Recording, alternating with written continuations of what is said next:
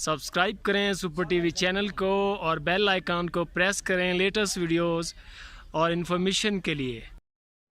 अस्सलाम वालेकुम दोस्तों, की हाल चाल है। मैं ਤੁਹਾਡਾ ਮੇਜ਼ਬਾਨ मोहम्मद शाह ਤੇ ਤੁਸੀਂ ਦੇਖ ਰਹੇ ਹੋ ਆਪਣਾ YouTube ਚੈਨਲ ਸੁਪਰ ਟੀਵੀ। ਜਿਹੜੇ ਵੀਰ ਚੈਨਲ ਤੇ ਨਵੇਂ ਆਏ ਆ ਉਹਨਾਂ ਨੂੰ ਰਿਕੁਐਸਟ ਹੈ ਕਿ ਚੈਨਲ ਨੂੰ ਸਬਸਕ੍ਰਾਈਬ ਕਰੋ ਤੇ ਬੈਲ ਆਈਕਨ ਨੂੰ ਪ੍ਰੈਸ ਕਰੋ। ਤੇ ਦੋਸਤੋ ਆ ਇੱਕ ਫਾਰਮ ਹੈ ਅਲ ਰਸ਼ੀਦ ਡੇਰੀ ਫਾਰਮ।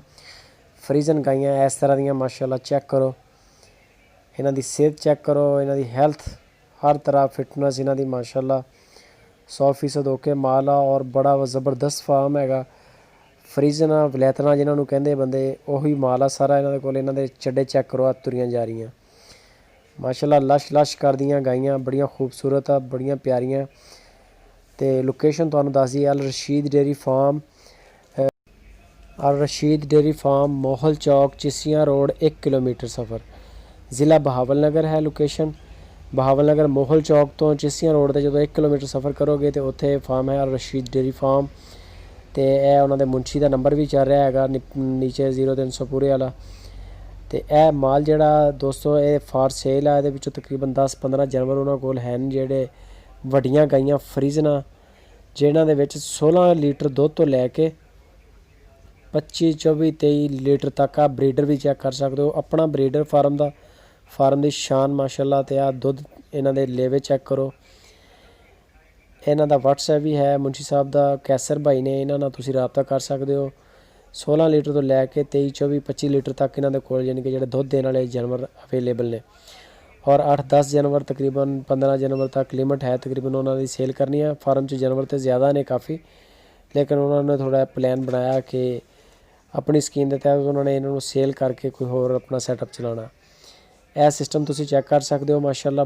बड़े खूबसूरत एक तो एक सोहना जानवर माशाअल्लाह, फार्म की शान और 100% ओके माल, बिल्कुल यस माल, दुध वालियां और ताज़ियां सूईयां हुई ने।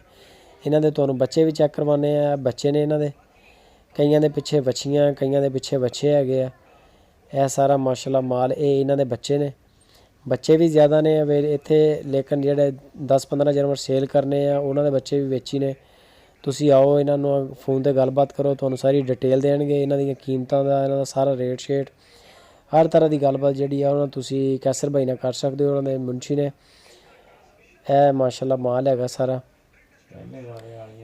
पैलना गाइयां, दूसरे सूबे वालियां ते तीसरे सूबे तकरीबन सारा माल जिहड़ा ना इस रेंज विच इत्थों पता चल रहा कि यंग आ माल, बहुत ज़्यादा नहीं है।